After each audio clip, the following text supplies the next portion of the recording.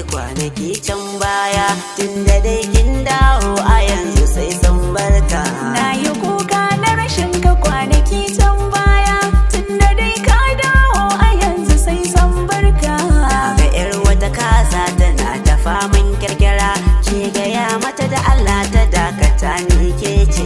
Na ga wancan zakaran yana ta faman cara, kai gaya masa da Allah ya dakata kai ɗaya ne. Allah ya saki a aljanna wacce ba ta da tsara. Allah ya sanya mu da ni da kai gaba ɗaya jumla.